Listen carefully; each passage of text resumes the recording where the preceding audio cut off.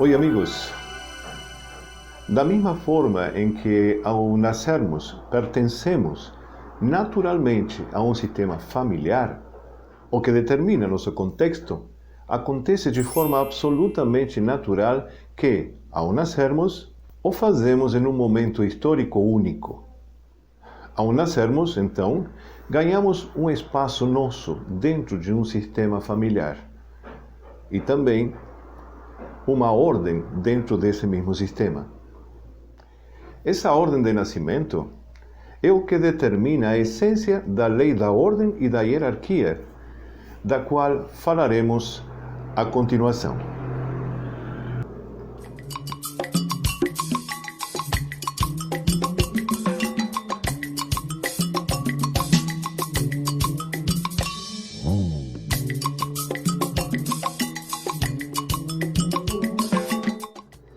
Sim, eu sei, para muitos isto parece muito rígido e determinista. A verdade é que se pode dizer que ninguém pensa nessas coisas ao se levantar da cama todo dia.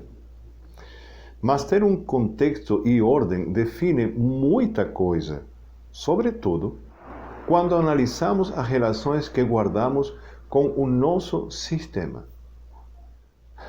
Ordem e hierarquia parecem quesitos de uma lista de virtudes militares, ou algo assim. Mas se permita descobrir o que há detrás desta lei, ou força do amor, de Bert Hellinger. Na primeira lei, o pertencimento, vimos que ao nascer dentro do nosso sistema familiar, ganhávamos um contexto e recebemos o direito indiscutível de pertencer a esse sistema. Esta é uma lei que, por evidente, parece ser mais uma redundância que uma lei. Até que exploramos as consequências de transgredir o pertencimento e ver as suas implicações na vida dos indivíduos, da família ou das instituições. Na lei da ordem ou hierarquia que vemos hoje, nascer dentro de um sistema familiar significa nascer em relação ao resto do sistema, em uma determinada ordem, e juntos, aquele contexto do qual falávamos antes. E a ordem determina o que chamamos de o nosso lugar. E nos adiantando um pouco dentro da teoria sistêmica, estar no nosso lugar significa viver em equilíbrio sem gerar consequências ou emaranhamentos. Olha que importante que isso é. Esta lei trata da ordem de nascimento e do respeito profundo e referencial pelos mais velhos. Na nossa cultura ocidental, ser um idoso não significa muita coisa, não.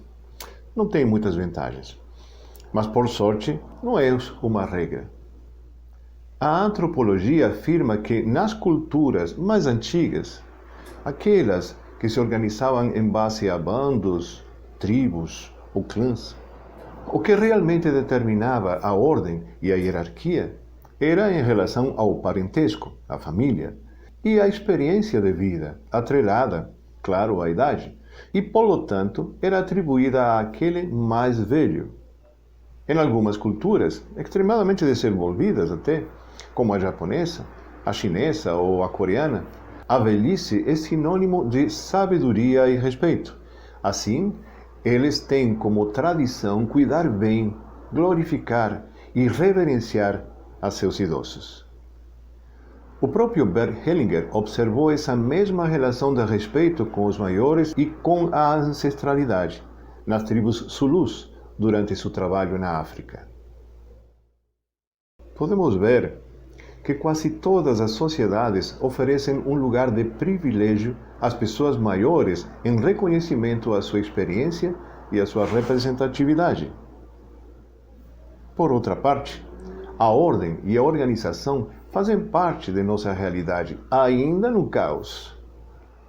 Partindo da base que somos seres sociáveis, para assim sermos, respondemos a uma longa lista de normativas e regras de convivência que deveriam garantir uma interação harmônica e pacífica. Nas constelações familiares, a lei da ordem, que também se denomina de hierarquia, diz que existe uma ordem natural e universal que é estabelecida pela ordem de chegada ao sistema familiar, o que, por sua vez, estabelece um vínculo de hierarquia, onde quem vem primeiro tem precedência sobre quem vem depois. Assim, aqueles que vieram antes terão autoridade sobre aquele que veio depois. Por exemplo, os avós têm precedência e autoridade sobre os pais. A sua vez, estes têm precedência e autoridade sobre o filho maior. Tudo isto, claro, observando que cada relacionamento possui suas particularidades. Na visão e experiência das constelações familiares, os valores, a história, a força da família chega até nós, como já mencionamos, verticalmente, desde a ancestralidade. São eles, os ancestres, que modelam a vida que chega até nós e continua a partir de nós. Traz em si, como em um único corpo vivo, o crescimento e a evolução familiar, seus fracassos, felicidades e traumas, a harmonia e os conflitos e tudo aquilo que esteja em desordem estará, como acontece em um corpo vivo, em um firme movimento rumo à diminuição da entropia, ou seja, em procura constante por soluções. Mas veja bem, não se trata aqui de soluções individuais. O sistema familiar responde às características de um campo morfogênico que se autorregula, assegura sua continuidade e se autopreserva. E geralmente, a vida de aquele que gera conflitos, não alcança para aprender a viver de forma equilibrada, para aprender a viver sem gerar consequências. E então, os conflitos e confusões que geramos em cada transgressão às leis sistêmicas, geralmente ficam como herança, algo assim como uma matéria pendente, para que as próximas gerações se encarreguem de reestabelecer a ordem, o equilíbrio e o pertencimento, ou seja, o que nós chamamos de equilíbrio sistêmico. Como a água da fonte romana, no poema de Conrad Ferdinand Meyer, essa herança é a vida que chega dos sistemas que nos precedem. Passa de geração em geração, seja que a gente queira ou não, com as suas invenções e seus enredos. Mas, de todas as formas, a vida que recebemos ao nascer resulta ser o maior de todos e qualquer presente que possamos receber. E um presente que só poderemos agradecer e honrar com o reconhecimento da precedência e o respeito. Só estamos nesta vida graças a nossos pais, e eles graças aos seus. Essa ordem não é permutável. Essa ordem é absoluta. E essa ordem nos diz que quem nasceu por último é o mais pequeno, não o menos importante, não o de menor valor, só o mais pequeno. Aquele que assente ser o mais pequeno, até que a própria vida e ele mesmo cresça, ocupe seu lugar e viva sua vida para talvez dar lugar a novas gerações. Junto com o fato de honrarmos a precedência e o respeito pelos maiores, são parte desta lei algumas outras particularidades segundo as diferentes relações existentes dentro de uma família. Seja nestas de tipo pais-filho, relações entre iguais, relações conjugais, relações hierárquicas e outras. Por exemplo, aprendemos que os grandes dão e os pequenos recebem, e que os pequenos não devem interferir nem tentar compreender ou questionar assuntos pessoais dos maiores. Tudo isto, em realidade, levou muito tempo para ser compreendido e exposto na prática das constelações familiares. E, neste pequeno resumo, o realmente difícil é fazer disto algo facilmente compreensível. No entanto, devemos dizer que as constelações familiares não possui como objetivo explicar tudo e esclarecer cada fato ou cada situação que surja como uma incógnita ou como um paradoxo. Só se atém àquilo que se mostra na prática dentro do campo de uma constelação. Mas bem, como funciona na prática essa lei da ordem? Bem, existe uma ordem ancestral, onde a precedência vai naturalmente desde os mais antigos até os mais novos. Também existe uma precedência entre os irmãos, dentre os que nascem antes e os que nascem depois. Empregados mais recentes de uma empresa devem respeitar os mais antigos, e fica um pouco mais complexa a ordem e a hierarquia, mas continua sendo definível quando, por exemplo, um novo gerente começa a chefiar um departamento cheio de empregados bem mais antigos que ele mesmo. Entre cônjuges, por exemplo, não há precedência.